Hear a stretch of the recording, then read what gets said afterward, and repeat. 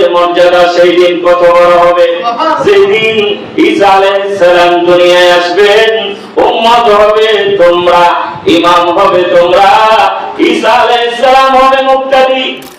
সাতজন সকল নবী এবং রাসূলের সেরা, তার মধ্যে একজন ঈসা আলাইহিস সালাম এখনো চতুর্থ আসমানে আছেন, কিয়ামতের আগে আসবেন, নবী হিসেবে নয়, রাসূল হিসেবে নয়, আমার কামলিওয়ালা নবীর উম্মত হিসেবে।